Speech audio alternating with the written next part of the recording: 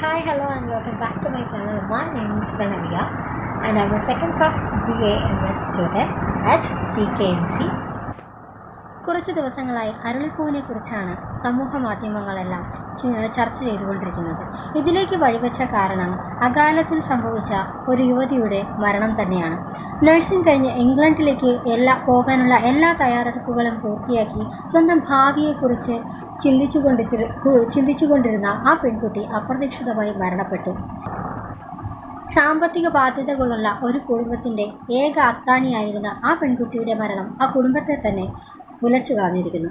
Postmortem report വന്നാൽ മാത്രമേ മരണകാരണത്തെക്കുറിച്ച് കൂടുതൽ പറയാൻ കഴിയൂ എന്ന സാഹചര്യം നിലനിൽക്കെ തന്നെ യാത്ര തിരിക്കുന്ന ദിവസം ആ പെൺകുട്ടി യാദൃച്ഛികമായി അല്ലെങ്കിൽ അലക്ഷ്യമായി തൊടിയിൽ നിന്നിരുന്ന അരളിപ്പൂവോ ഇലയോ കഴിച്ചിരുന്നു എന്ന് പറയപ്പെടുന്നു.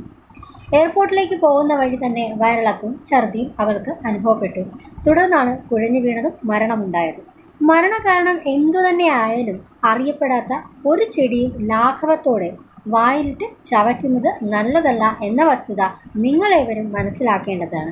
കാരണം എല്ലാ ചെടികളും ഒരുപോലെയല്ല. അതിൽ ഔഷധ ഗുണമുള്ളതുമുണ്ട്, വിഷാംശമുള്ളതുമുണ്ട്. ഇവിടെ പ്രതിസ്ഥാനത്ത് നിൽക്കുന്നത് അരളി ആയതുകൊണ്ട് അതിനെക്കുറിച്ച് ചർച്ച ചെയ്യേണ്ടിയിരിക്കുന്നു. കാണുമ്പോൾ മനോഹരമായി തോന്നുമെങ്കിലും ഇവയുടെ ഇലയിലും പൂവിലും കായിലും തണ്ടിലും എന്ന് വേണ്ട സമൂലം, ഇത് സംസ്കൃതത്തിലെ പദമാണ് സമൂലം എന്ന് പറയുന്നത്, വിഷാംശം അടങ്ങിയിരിക്കുന്നതിനാൽ അതിവീര്യവതിയായ ഒരു സസ്യമാണ്. ആയുർവേദത്തിൽ ഉപവിഷഗണത്തിൽ പെടുത്തിയിരിക്കുന്ന അരളിപ്പൂക്കളുടെ ബൊട്ടാണിക്കൽ നെയിം നീരിയം അണിയന എന്നാണ്. ഇത് അപ്പോസിനേസിയ ഫാമിലിയിൽ പെടുന്നു. ഇവയുടെ type pink, white and yellow variety അത് കുറച്ച് ഡിഫറെൻ്റ് ആണ്. ഏറ്റവും കൂടുതൽ വിഷമുള്ളതും യെല്ലോ വെറൈറ്റിക്കാണ്. ഇനി ഇതിൻ്റെ ഹാബിറ്റാറ്റ് നോക്കുകയാണെങ്കിൽ ഓൾ പോർട്ട് ഓഫ് ഇന്ത്യ, ഇംഗ്ലീഷിൽ ഇതിനെ റോസ് ലോറിയൻ അല്ലെങ്കിൽ റോസ് ബേ എന്നൊക്കെ പറയും. സംസ്കൃതത്തിൽ കരവീരം, മലയാളം അരണി. അത്രേ ഉള്ളൂ. It is A large evergreen ornamental shrub, long lanceolate leaf with leaf filled with a minute reticulate venetion. അതിൻ്റെ ലീവ്സ് നോക്കുകയാണെങ്കിൽ അതിൻ്റെ യങ് ലീഫാണെങ്കിൽ ലൈറ്റ് ഗ്രീൻ കളറും, അത് മെച്ചർ ആകുമ്പോഴത്തേക്കും അതിന് ഡൾ ഗ്രീൻ അല്ലെങ്കിൽ ഡാർക്ക് ഗ്രീൻ കളറുമായിരിക്കും കാണപ്പെടുന്നത്. ഈ യങ് ലീഫിൽ നല്ല ഗ്ലാബ്രസ് ആയിട്ടുള്ള ഒരു ടെക്സ്ചർ ആയിരിക്കും ഉള്ളത്. പിന്നെ ഇതിൻ്റെ ഫ്ലവേഴ്സിനെ കുറിച്ച് പറയുകയാണെങ്കിൽ ഓരോ ബ്രാഞ്ചിൻ്റെ അറ്റത്തും ഒരു ക്ലസ്റ്റർ, ഒരു ബഞ്ച് ഓഫ് ഫ്ലവേഴ്സാണ് ഉള്ളത്. ഈ ഓരോ ഫ്ലവർ എന്ന് പറയുന്നത് 5 ലോബ്ഡ് ആയിരിക്കും. ഇത് എപ്പോഴും ഒരു സ്വീറ്റ് ആയിട്ടുള്ള സെൻറ്റഡ് ആയിരിക്കില്ല. ചില സാഹചര്യങ്ങളിൽ സ്വീറ്റ് സെൻറ്റ് ഉണ്ടാവാറില്ല. പിന്നെ ഇതിൻ്റെ ഫ്രൂട്ട്സ് ലോങ് നാരോ follicles, അതായത് pair of follicles that is about 5 to 23 centimeter length. When it is mature and it is split open when it is mature and release numerous browny seeds. ഇതൊരു കാർഡിയനാണ്, അതായത് cardiac glycosides ആണ് ഏറ്റവും കൂടുതലുള്ളത്. ഇതിൻ്റെ toxic principles എന്ന് പറയുന്നത് ഒളിയാൻഡ്രിൻ, നീറിൻ, ഫൊളിനീറിൻ, റൊസാജനിൻ, ഡിജിടോക്സിജനിൻ, ഇതൊക്കെയായിരിക്കും toxic principle. Usually ഇത് കൂടുതൽ, അതായത് ഇലയും വേരിന്മേലുള്ള തൊലി, അതായത് ബാർക്ക്, ഔഷധയോഗ്യ ഭാഗങ്ങൾ, അരളിയുടെ ഔഷധ ഗുണമുള്ള ഭാഗങ്ങൾ ഉപയോഗിക്കുന്നത് ഡോല യന്ത്രവിധി പ്രകാരം, ഡോല യന്ത്രത്തിൻ്റെ ഒരു വീഡിയോ നേരത്തെ ചെയ്തിട്ടുണ്ട്. ഡോല യന്ത്രവിധി പ്രകാരം പശുവിൻ്റെ പാലിൽ ശുദ്ധി ചെയ്തതിന് ശേഷം external application for skin diseases, അതായത് സ്കിൻ എയിൽമെൻറ്റ്സ് അല്ലെങ്കിൽ വ്രണങ്ങൾ, ഇതിൻ്റെ എല്ലാം എക്സ്റ്റേണൽ ആപ്ലിക്കേഷനാണ്. കൂടുതലും തൈലം പോലുള്ള പ്രിപ്പറേഷൻസിലാണ് ഇത് കൂടുതലും ഉപയോഗിക്കുന്നത്. ഈ ക്ഷേത്രങ്ങളിൽ പ്രസാദത്തിനോടൊപ്പം ചുവന്ന അരളിപ്പൂക്കൾ സാധാരണ കിട്ടാറുണ്ടെങ്കിലും അത് കൂടുതലും കഴിക്കാൻ പാടില്ല. ആ പൂവെടുത്ത് മാറ്റി വയ്ക്കുക, ബാക്കി പ്രസാദം ഉപയോഗിക്കുക, അത്രേ ഉള്ളൂ. ഇനിയുള്ളൊരു ചോദ്യം എന്ന് പറയുന്നത്, ഇത് മനുഷ്യർക്ക് മാത്രമാണോ കുഴപ്പമുള്ളത്? അല്ല, നാൽക്കാലികൾക്കും പ്രശ്നമാണ്. ഇത് ഇപ്പോൾ ഇൻടേക്ക് ചെയ്യുന്നത് നാൽക്കാലികളാണ് കഴിക്കുന്നതെങ്കിൽ അവരുടെ മരണം 36 മണിക്കൂറിനുള്ളിൽ ഉണ്ടാകാം എന്നാണ് കണക്കാക്കപ്പെടുന്നത്. അതുപോലെ അശ്വമാരകം എന്ന് പറയുന്നത്, അശ്വമാരകം എന്ന് പറയുമ്പോൾ നമ്മുടെ ഏറ്റവും പൊട്ടൻ്റ് ആയിട്ടുള്ള അനിമൽ ആയിട്ടുള്ള കുതിര, അതിൻ്റെ മരണത്തിന് പോലും ഇത് കാരണമാകുക. ഇതിൻ്റെ ഫേറ്റൽ ഡോസ് ലീഫാണെങ്കിൽ 5 മുതൽ 15 ലീഫ് വരെ, റൂട്ടാണെങ്കിൽ ഒരു 15 ഗ്രാം. അപ്പോഴാണ് ചില ആൾക്കാരൊക്കെ ചോദിക്കുന്നത്, എന്താ പ്രസാദത്തിൻ്റെ ഭാഗമായിട്ട് കിട്ടുന്നതൊക്കെ ഞാൻ കഴിക്കാറുണ്ട്, പക്ഷെ എനിക്കിതുവരെ ആയിട്ട് ഒരു കുഴപ്പവും ഉണ്ടായിട്ടില്ല എന്ന് പറയുന്നവരോട് നമ്മൾ പറഞ്ഞ് മനസ്സിലാക്കുകയാണ് വേണ്ടത്. അതായത് കേവലം 1-2 പൂ കഴിച്ചെന്നും വെച്ച് ഒന്നും സംഭവിക്കാൻ പോകുന്നില്ല. പക്ഷേ എത്ര അളവിൽ ഇത് ഉള്ളിൽ ചെല്ലുന്നു എന്നതിനനുസരിച്ചായിരിക്കും ഇതിൻ്റെ ഗുരുതരാവസ്ഥ നിശ്ചയിക്കുന്നത്. അതായത് ആ പോയിസൺ അതിനകത്ത് അടങ്ങിയിട്ടുള്ള കെമിക്കൽ കണ്ടൻറ്റും പിന്നെ അതായത് അതിനകത്ത് അടങ്ങിയിരിക്കുന്ന കെമിക്കൽ കണ്ടൻറ്റും പിന്നെ ഒരാളുടെ ഇതിനകത്ത് അടങ്ങിയിരിക്കുന്ന കെമിക്കൽ കണ്ടൻറ്റും ആ വ്യക്തിയുടെ വ്യാധിക്ഷമത്വം, അതായത് ഇമ്മ്യൂണിറ്റി, അതിനൊക്കെ അനുസരിച്ചിട്ടായിരിക്കും ബലം അതിനൊക്കെ അനുസരിച്ചിട്ടായിരിക്കും മരണകാരണം അല്ലെങ്കിൽ സിംറ്റംസ് കാണിച്ചു തുടങ്ങേണ്ട അവസ്ഥകളൊക്കെ ഉണ്ടാവുന്നത്. അതായത് നമുക്ക് നോക്കാം, രക്തത്തിൽ 1 മില്ലിലിറ്ററിൽ 1 മുതൽ 2 നാനോമീറ്റർ അളവിൽ കൂടിയ അരളിയിലെ വിഷദ്രവ്യമായ ഒളിയാണ്ടർ എത്തിയാൽ വയറിളക്കവും ഛർദിയും ആരംഭിക്കും. എന്നാൽ അത് 8 മുതൽ 10 വരെ നാനോഗ്രാമിൽ എത്തിയാൽ ഹൃദയപേശികളെ അതിയായി കോച്ചിക്കരിച്ച് അത് മരണത്തിലേക്ക് നയിക്കും. ആദ്യമേ പറഞ്ഞു ഇതൊരു കാർഡിയാക് പോയിസൺ ആണെന്ന്.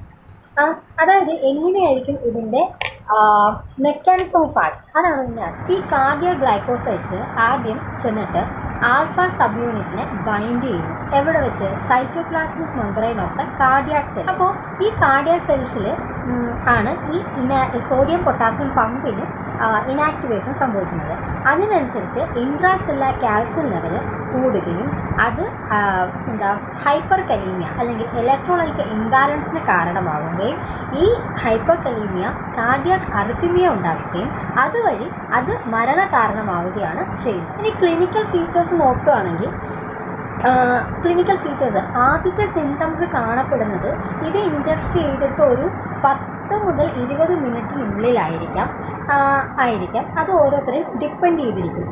ഇത്ര സമയത്തിനുള്ളിൽ സംഭവിക്കുമെന്ന് നമുക്ക് പ്രെഡിക്റ്റ് ചെയ്യാൻ പറ്റും. ആദ്യം നമുക്കൊരു ടിംഗ്ലിംഗ് സെൻസേഷൻ അല്ലെങ്കിൽ ഒരു ബേണിംഗ് സെൻസേഷൻ ഫിംഗേഴ്സിലോ ടോസിലോ ടിംഗ്ലിംഗ് അല്ലെങ്കിൽ ബേണിംഗ് സെൻസേഷൻ ഉണ്ടാകും.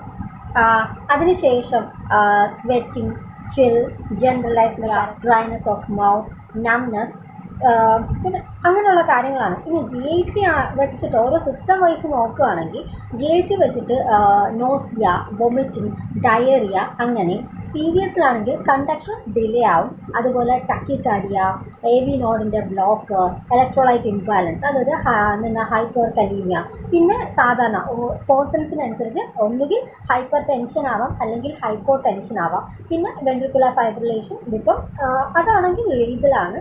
പിന്നെ decreased T interval, T wave, flattering അല്ലെങ്കിൽ ഇൻവേർഷൻ, പിന്നെ ഇൻക്രീസ്ഡ് PR ഇൻ്റർവൽ എക്സെട്ര. പിന്നെ ഈ ഇടയ്ക്ക് ഒരു ന്യൂസ് കേട്ടതാണ്, അതായത് നമ്മുടെ ഹൈവേകളിലും ഈ മീഡിയം ഒളിയാണ്ടർ നട്ട് വളർത്താറുണ്ട്. കാരണം എന്താ? അത് കാണാൻ നല്ല ഭംഗിയുണ്ട്, കുറച്ച് തണലൊക്കെ കിട്ടും. ആ ഒരു ഭംഗി കൊണ്ട് നട്ടു. അപ്പോൾ അത് കാട് ആയി വളരുമ്പോൾ കുറച്ചൊക്കെ വെട്ടി കൂട്ടിയിട്ട് കത്തിക്കാറുണ്ട്. ഇവന്തോ അതിൻ്റെ കൂട്ടിയിട്ട് കത്തിച്ചപ്പോൾ അത് കത്തിച്ച വ്യക്തിയുടെ കാരണം എന്തൊക്കെ ഉണ്ടായി? ഒരു തലചുറ്റൽ പോലെ, ഡിസിനസ്, വൊമിറ്റിംഗ്, പിന്നെ കാർഡിയാക് അറിത്മിയ അങ്ങനെയൊക്കെ ഉണ്ടായി. എന്നാൽ ഇത് നെയാണ് ബാധിക്കുന്നതെങ്കിൽ നമുക്ക് ഉണ്ടാകുന്നത് ഡെലിറിയാണ്. എങ്ങനെയൊക്കെ ഡയഗ്നോസ് ചെയ്യാൻ പറ്റുള്ള തിൻ ലെയർ ക്രൊമറ്റോഗ്രാഫി ചെയ്യാം. പിന്നെ ഫ്ലൂറസിൻ ഒപ്റ്റോമെട്രി, അതും ഒരു ടെസ്റ്റാണ് പറയുന്നത്.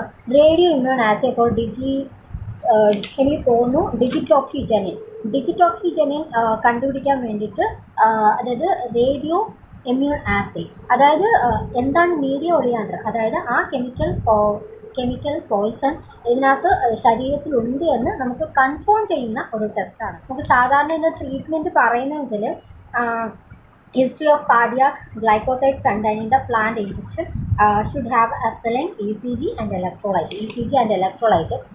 ഇപ്പോൾ പേഷ്യൻ്റ് നമുക്ക് വരുന്ന കേസിൽ പേഷ്യൻ്റ് മീഡിയ ഒളിയാണ്ടർ ഇൻജസ്റ്റ് ചെയ്തു, നമുക്ക് മനസ്സിലാവുന്നു, അതിൻ്റെ സൈൻസ് ആൻഡ് സിംറ്റംസ് കാണിച്ചു തുടങ്ങി. അങ്ങനെയാണെങ്കിൽ ഹോസ്പിറ്റലിൽ എന്താ പേഷ്യൻറ്റിന് ബേസിക് ആയിട്ടുള്ള അതായത് ഫസ്റ്റ് എയ്ഡ് ഒക്കെ കൊടുത്തതിന് ശേഷം 24 hours ഒബ്സർവേഷൻ എടുക്കുക. എവിടെയായിരിക്കും? ICUയിൽ ഒബ്സർവേഷൻ ചെയ്യുക. പിന്നെ നമുക്ക് ഗ്യാസ്ട്രിക് ലാവേജ് വിത്ത് ആക്ടിവേറ്റഡ് ചാർക്കോൾ, പിന്നെ IV ഫ്ലൂയിഡ്. പിന്നെ ഇതിൽ കൃത്യമായിട്ട് ഒബ്സർവ് ചെയ്യേണ്ടത് സെറം പൊട്ടാസ്യം ലെവലാണ്. കാരണം സെറം പൊട്ടാസ്യം ലെവൽ അത് എബോവ് ഇപ്പോൾ നമുക്കൊരു 6.5 മൈക്രോ എക്വലന്റ് ബാർ ലിറ്റർ അതിനേക്കാൾ കൂടുതലാണെങ്കിൽ അത് ഹൈപ്പർ കലീമിയ ആവും, പിന്നെ കാർഡിയാക് അരിത്തീമിയ ആവും, ഡെത്ത്. പിന്നെ അഡ്മിനിസ്ട്രേഷൻ ഓഫ് IV ഫ്ലൂയിഡ്സ് ആണ്. Rapidly lowering the serum potassium level, അതായത് ഒരു കൂടാനും പാടില്ല കുറയാനും പാടില്ല, ഒരു പർട്ടിക്കുലർ ലെവലിൽ തന്നെ നമ്മളതിനെ നിലനിർത്തുക. പിന്നെ ഹീമോഡയാലിസിസിന് ineffective in removing cardiac glycoside. പിന്നെ ഒരു നമ്മൾ മെഡിക്കോസ് ആകുമ്പോഴത്തേക്കും ഫോറൻസിക് അല്ലെങ്കിൽ മെഡിക്കോ ലീഗൽ ഇമ്പോർട്ടൻസിനെ കുറിച്ചാണ് കാണുന്നത്. സൂയിസൈഡൽ കേസസ് ഒക്കെയാണ് കൂടുതൽ വരുന്നത്. പിന്നെ ഹോമിസൈഡ് റയർ ആണെങ്കിലും ഇടയ്ക്ക് റിപ്പോർട്ട് ചെയ്തിട്ടുള്ള ഒരു കേസ് എന്ന് പറയുന്നത് വൈഫ് ഹസ്ബൻഡിന് സ്ഥിരമായിട്ട് കോഫി കൊടുക്കാറുണ്ട്. 8 ആഴ്ചയായിട്ട് അയാൾക്ക് കൊടുക്കുന്ന കോഫി ഉണ്ടാക്കുന്നതിന് മുമ്പ് വെള്ളം ചൂടാക്കുമല്ലോ, ഈ വെള്ളം ചൂടാക്കിക്കൊണ്ടിരുന്നത് ഈ നീരിയ ഒളിയാൻഡറിൻ്റെ ലീഫും റൂട്ടും കൂടെ ഇട്ടിട്ടാണ്. അപ്പോൾ 2 മാസമായിട്ട് ഈ വ്യക്തിക്ക് അതിൻ്റെ ഹിസ്റ്ററി എടുത്തപ്പോഴത്തേക്ക് നോറെക്സിയ, ക്വാളിറ്റി pain, abdominal pain, vomiting, diarrhoea ഇതൊക്കെ കണ്ടു. അതിന് ശേഷമാണ് ഇതിനെ നമ്മൾ കൈയോടെ പിടിച്ചത്. സോ ഇത്രയും പോയിസൺ ആയിട്ടുള്ള അത് പെട്ടെന്ന് കണ്ടുപിടിച്ചു എന്നുള്ളത് കൊണ്ടാണ് അയാൾ രക്ഷപ്പെട്ടത്.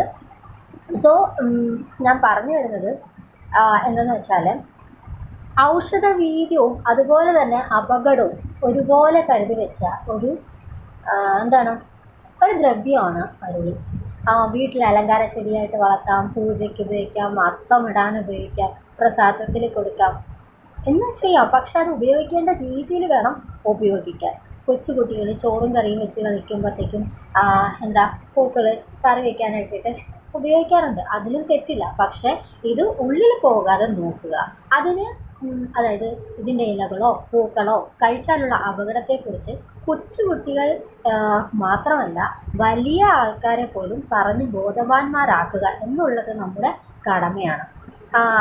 അതായത് നേരത്തെ ആദ്യം നമ്മളൊരു മരണത്തെക്കുറിച്ച് പറഞ്ഞു, അതുപോലുള്ള വലിയ അപകടങ്ങൾ, അതായത് നിർഭാഗ്യകരമായ അത്തരം സംഭവങ്ങൾ ഒഴിവാക്കാൻ നമുക്ക് ചുറ്റുമുള്ള ഓരോ ചെടികളെക്കുറിച്ച് നമ്മൾ മനസ്സിലാക്കണം. നമ്മൾ ഉപയോഗിച്ചുകൊണ്ടിരിക്കുന്നതായിക്കോട്ടെ, എന്നാൽ ഉപയോഗിക്കാത്തതായിക്കോട്ടെ, അത് വിഷമുള്ളതായിക്കോട്ടെ വിഷമില്ലാത്തതായിക്കോട്ടെ, എന്ത് തന്നെയാണെങ്കിലും നമ്മുടെ വീടിന് പരിസരത്തുള്ള ഓരോ സസ്യങ്ങളെക്കുറിച്ചും കൃത്യമായി മനസ്സിലാക്കിയാൽ മാത്രമേ ഇത്തരം അപകടങ്ങളിൽ നിന്നും നമ്മുടെ കുടുംബത്തിൻ്റെ അല്ലെങ്കിൽ നമുക്ക് ചുറ്റുമുള്ളവരെ രക്ഷിക്കാൻ നമുക്ക് കഴിയുള്ളൂ. അതുകൊണ്ട് ഇതിനെക്കുറിച്ച് കൃത്യമായി മനസ്സിലാക്കണം. അത് ഓരോ കേരളീയൻ്റെ എന്ന് തന്നെ പറയാൻ പറ്റില്ല, അതായത് ലോകത്തുള്ള എല്ലാവരുടെയും ഒരു കടമ തന്നെയാണ്. So take care. Thank you.